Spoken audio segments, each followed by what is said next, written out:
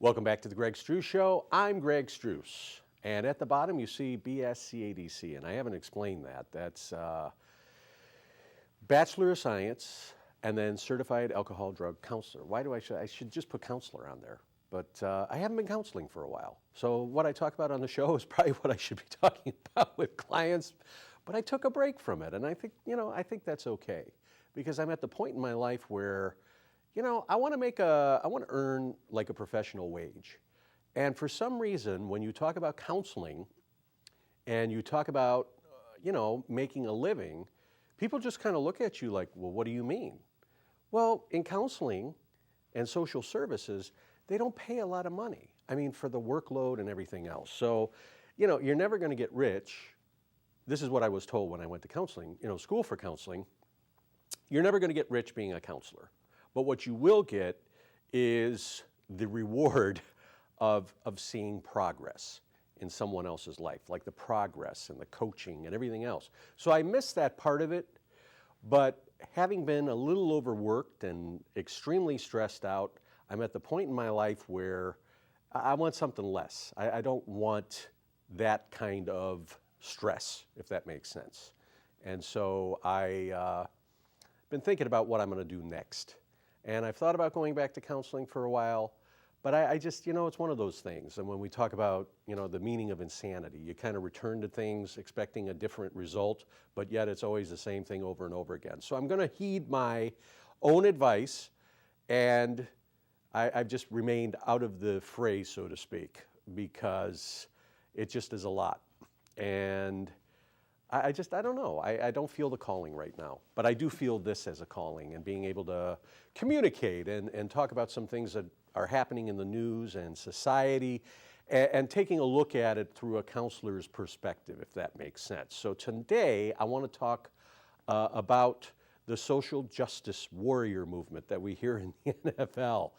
I also want to talk about Joy Reid over at MSNBC and some things that were unearthed from a website that she used to contribute to that were kind of homophobic slurs, as they were, and yet she doesn't seem to have to answer to this stuff.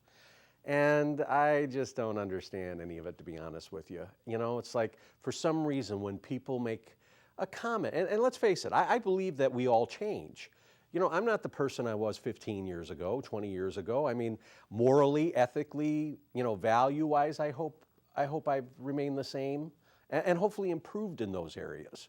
But my outlook on things, and things that I may have commented on, either politically or otherwise, I have through maturity, through life experience, education, I really believe that we change and develop.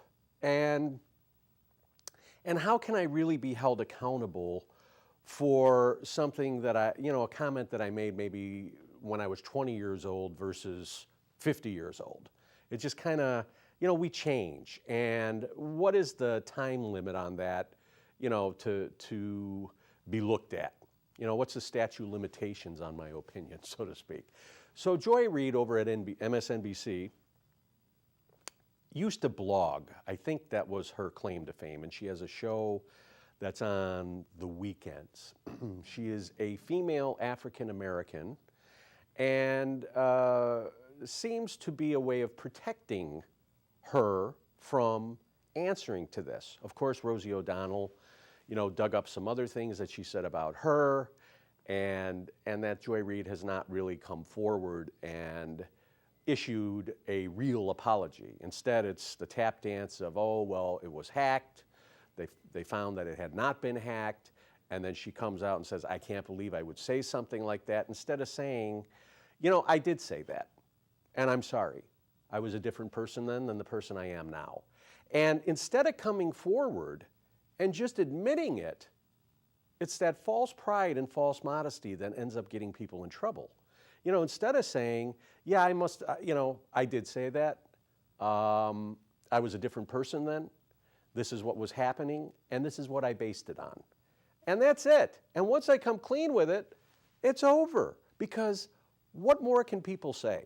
So now it's becoming political as usual on why this individual doesn't have to answer for her comments. And really, is it fair for her to have to answer to comments that she made 20 years ago? Since it came up, I don't know, I have like a frog in my throat, I think. Maybe I'm turning into a prince today. But you understand what I'm saying? Do you understand that, you know, it came out, obviously you said it, it's out there, and admit it, and be over it. And that's it. But for some reason, I don't know what's going on. We have a statute of limitations when it comes to certain crimes, but that seems to be changing with the Me Too movement since Bill Cosby was found guilty on 3 of the charges that he drugged women and performed sexual acts on them while they were unconscious or near unconscious. So the Cos was found guilty on the charges. He could be sentenced to 10 years apiece for each of those charges, 30 years. He's 80 years old. And he's been rumored to be selling off a lot of his real estate. Now, this time around, I'm like, he's going to walk. Last time, I said he's going to be found guilty. So I completely called this the wrong way. And, you know, we're not there.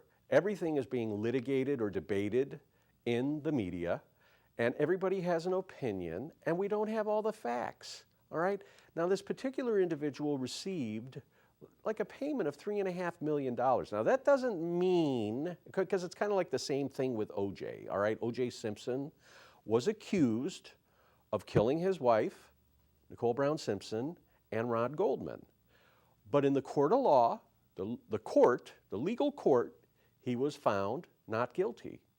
Yet the family, Ron Goldman's family, sued him in civil court and won for wrongful death.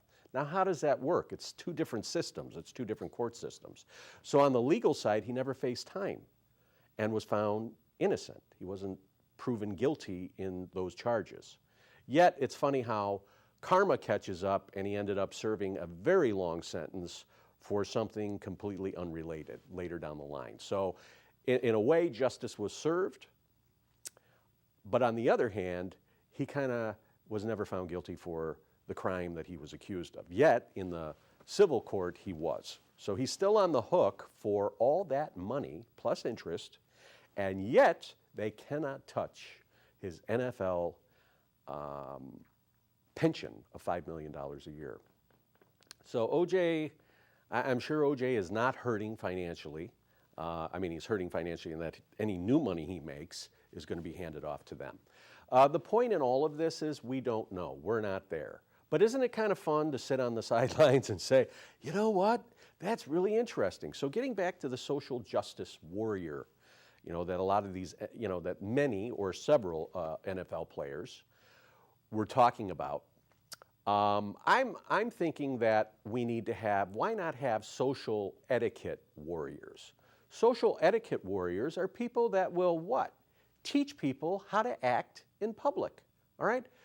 You know, we keep hearing about blaming other people. Well, the police were mean and they arrested him. And I'm just floored by Starbucks and the president and how the president of that company had no backbone to stand up and say, you know what, when you're a customer in our store, you know, you have to buy something. You don't just get to come in and hang out. So you know what? I don't go to Starbucks and spend $6 on a cup of coffee anymore. Because you know what? They're favoring people that aren't paying $6 a cup of coffee. Now, it always gets turned into a race thing. So my big question is, what are we doing to change the public's perception? What are we doing to change the public perception of bad behavior as it applies to race? Now, this would be really fascinating as I drive through Oak Park and I see all the Black Lives Matters on, you know, various windows. Where are the etiquette coming in? Where's the manners coming in? That's the big question. And the bigger question, the big elephant in the room, is why was I arrested? Why was I arrested? Was I arrested because I wasn't doing anything? Was I arrested because I was causing a scene, social disobedience, whatever those things are? There's laws for that. And I can't always say that, well, it was because I was white. I was white and you arrested me because I was white. Now, that happens sometimes, but we don't hear about that. And really, this is not about race. It's about what? Behavior. But yet, how are we changing the public's perception of race as it applies to behavior?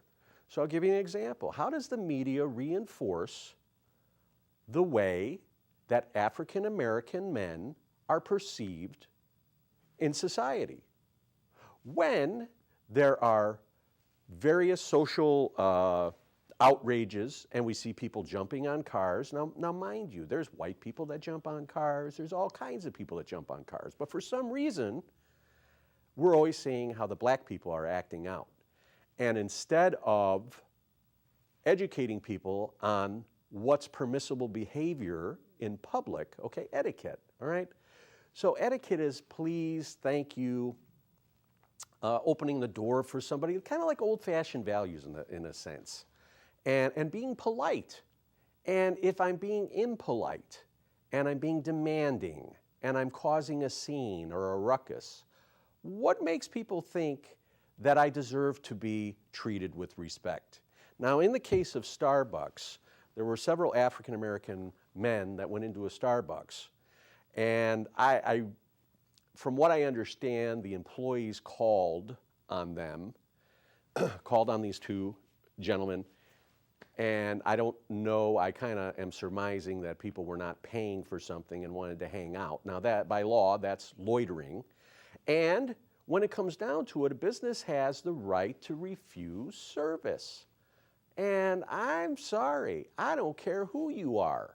When you walk into my business and you want to use the bathroom or you want to hang out, I'm sorry, that table is reserved for a paying customer. So the least you can do is buy something instead of asking for a free glass of water and the key to the restroom and then dirtying it up and not cleaning up after yourself. I'm so sick of this. And yet we have the public bending and companies having to close the doors for sensitivity training when it's all a bunch of BS, in my opinion. You know, grow up. We're all adults, and let's face it, we're all responsible. And if we're not being responsible, then this kind of stuff is happening. So I think it's up to each of us to start communicating and start showing each other the way. You know, holding the door, returning back to those things that made, you know, America special. And I'm sorry, it crosses all religions, all races, all ethnicities, all genders. You know, politeness. May I, can I, should I, will I, please, thank you. How many times do you go to McDonald's now and you don't even get a thank you?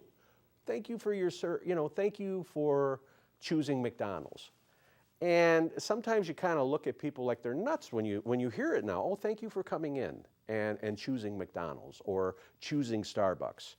And what's happened is we're moving so far wherever. I don't know what direction we're going in. We're going in the crazy direction where everybody gets what they want, everybody can throw a temper tantrum, and everybody can cause a scene and threaten an advertiser revolt on a company because I don't like the way they treated me. Well, you know how I treat a company that hasn't treated me well? I'll write the president of the company. Now, it hasn't happened yet probably because I'm polite when I go into a place and I say thank you. And they know what I want, and that's it. I mean, why does everything have to become so difficult and open for debate? Because we now engage in it. And one of the things that I love is Kanye West. I don't know a lot about Kanye.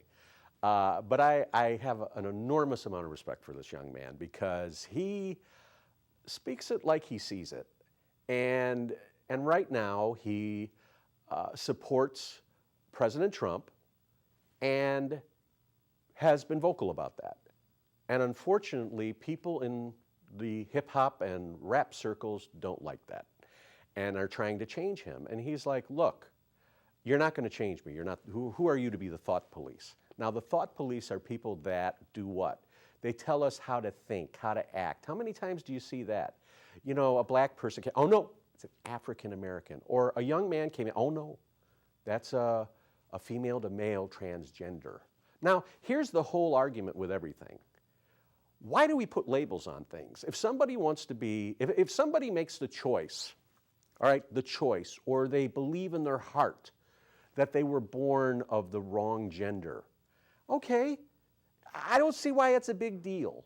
If a young lady decides that she wasn't really born, you know, that she doesn't feel she's a female but is really a male and goes through that change, then she's a male. So why does it have to have a label? And you know what? If you are a certain gender or you identify by a certain gender, why not go by that gender? You know, well, I'm a female to male. Well, are you a female to male or are you now a male?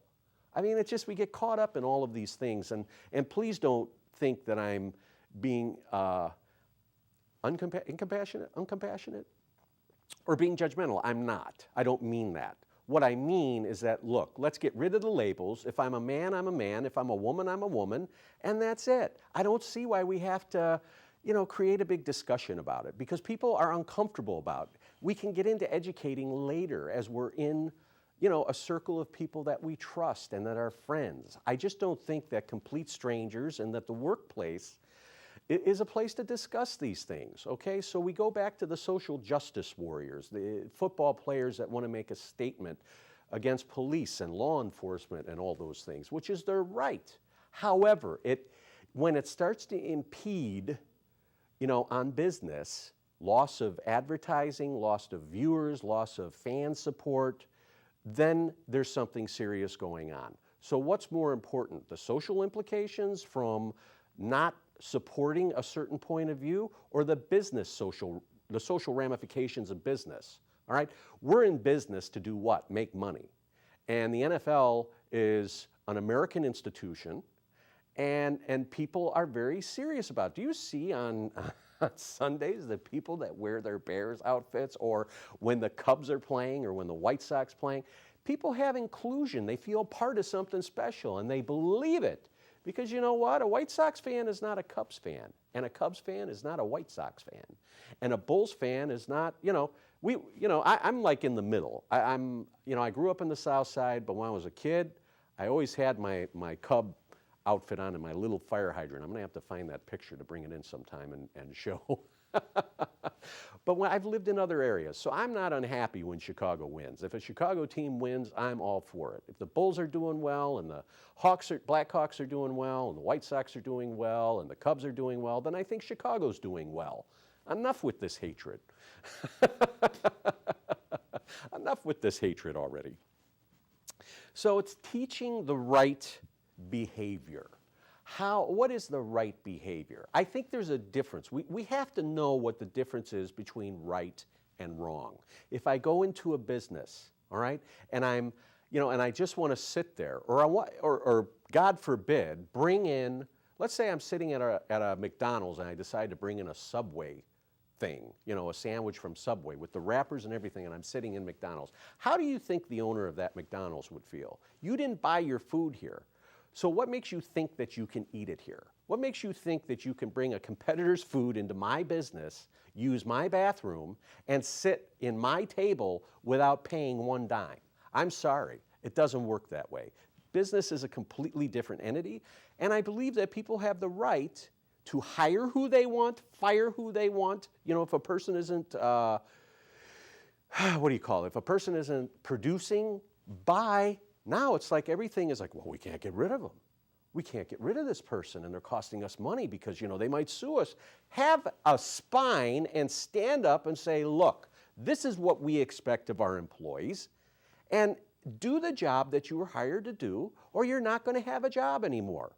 And then I'm going to write that down and I'm going to make another note and I'm going to have her sign it or him sign it. And I don't care who you are, you know. What makes me think that I can go to work and just sit behind and be on the internet all day and not do anything because I'm going to sue you because, you know, or to question, this is another thing that's just amazing to me. You didn't hire me to do that job, and that's not in the description, so I don't understand it. All right, well, you're obviously sitting down you're not doing anything, and obviously you either did your work and have exceeded beyond whatever the requirements are, so now I have to give you something else because I'm paying you to work, okay? You don't get to go to work and just sit and do nothing for your employer, but yet, in this millennial age, it seems to be okay. And you know who I blame for that? And I say this all the time. I blame people my age. I blame parents, people who have kids who are my age. I blame them because there were never, because, you know, to set a stand, I'm not going to say that there's no standards. I just don't think there's any discipline.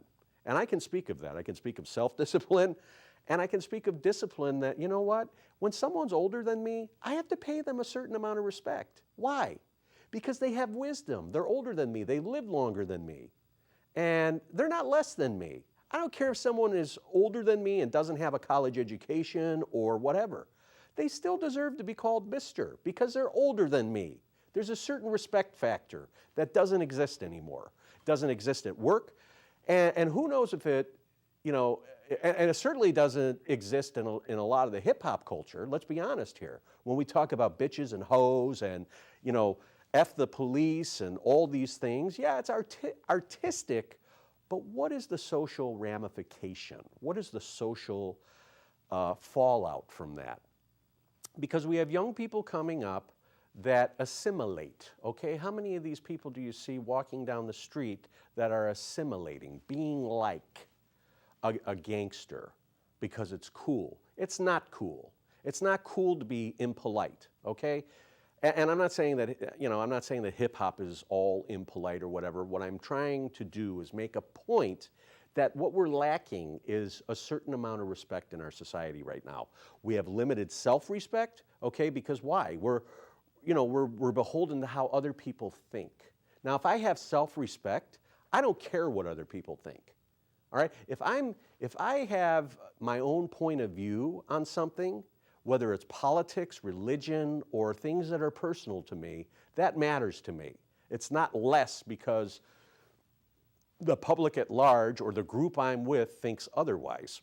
So because I have self-respect, I'm not going to let people manipulate me. But this takes, you know, this took a lot of therapy and a lot of personal growth and a lot of insight to come to realize that, you know what, I'm not less than you, and I have my independent thinking, and I'm going to keep that. Now, it doesn't mean I'm going to discuss it with you, but when pushed, you know, well, why don't you think this way? I'll give you an example. I was working on a show out here, and it's a political show, and I swear, like, when the cameras are off, all they talk about is a particular party, and, you know, how other people that don't support that party or whatever, there's something wrong with them. And that's why I think we always have to be careful who we're talking to or talking with, because not everybody shares those points of view, all right, or opinions or beliefs, whatever they are. Some are the same, some are not. Beliefs are, you know, opinions are I don't know, are opinions beliefs, beliefs opinions? That's for somebody else to decide. I'm not the moral police here. I really believe that, you know, we stay away from those conversation points that alienate people, because I'm giving you my time. I don't feel the need to be insulted, and mind you, it takes a lot to insult me. It really does. But again, I'm not less than you because I don't agree with you on your point of view and what you're pushing. So I always kind of just stay away from it, but it's just not something that I dig or something that I care about to be involved in. So that's where I'm at on that thing. So when it comes to these things, what is social etiquette? And if I'm caught in a lie and I continue to lie, where's my credibility? All right? Where are my ethics and values? All right, I got caught in a lie. So when I get caught in a lie, what do? I got to own up to it somehow. Unless the damage is so bad, then I got to get a fixer to come in and change, you know, not change, but kind of help with the messaging. But I don't think it needs to get there. Like with Joy Reid, she could have shut this down the minute this stuff was unearthed on an archive site and just said, wow, you know, I haven't read that in years. I was kind of surprised when I read it because today I don't feel that way.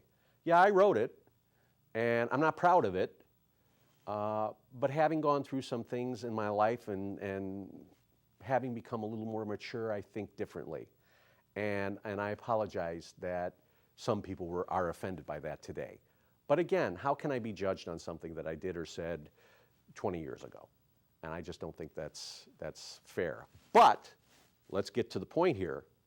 How many other people have lost their jobs because of that in the media? Because of something that was unearthed 20 years ago. And that guy lost his job, who happened to be white, powerful, rich, lost his job. However, she doesn't. And I think there's a double standard there. And people have to answer for that. I'm not saying that everybody that makes a comment needs to be fired. And I think it's ridiculous that people in the media are held to an incredibly high standard, but yet have no backing. You know, and again, it comes down to ethics and values, I think. Like, wow, I got caught in that, so how am I, taking a step back and thinking about, if I were the other person, what kind of answer would I be expected to give? Not what they expect me to say, but if I were on the other end of the table witnessing this, what would I like to be told as a viewer or as a fan of that particular individual or program? And let's face it, in politics, everything is dirty now. I think what we're seeing with the Department of Justice and the FBI is like what do we call? A call to Jesus. That it's been utilized to take out people that are political opponents and in the eye of law. Now, I'm not saying that everything is evil and dishonest, but I think there's some hanky-panky going on, and they're getting exposed. And instead of fessing up, it's becoming more investigation on this, more investigation on that, and let's be consistent with it, okay? Consistency says a lot. So if I'm consistent in my behavior and consistent in my point of view, what do I have? I have a certain amount of credibility, whether or not people agree with me or not, okay? So if I'm, talking the talk and walking the talk, it's different than just talking the talk. Because when I walk the talk and I stand behind what I say and I live by what I say, that's where credibility comes in. And I think that's a certain amount of, ethics and values. And I can't say that I've always been ethical, all right? Because you work in gray areas. Not everything is black and white, all right? Sometimes there's the middle. It's when you got to cross over either way that it kind of becomes a treacherous zone. So always remember, I learned that, we have to make a decision that doesn't put us in jeopardy while helping somebody else. And that's where I think, credibility comes in. That we don't have to be a badass and say, well, we got to throw the book at that person. Sometimes there's a little area that we can work in. Doesn't mean that it's dishonest, and it doesn't mean that it's unethical, so to speak. Anyway, in summarizing everything, social etiquette.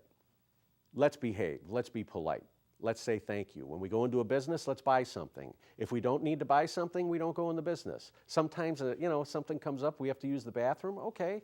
But it doesn't mean that it's owed to us and that we have to cause a scene. Oh, I got to use the bathroom. I can't believe you're refusing me. I am going to refuse you. You're not buying anything, and you're causing a scene. Bye, and that's it. So the media comes, and that's exactly what I'm going to say.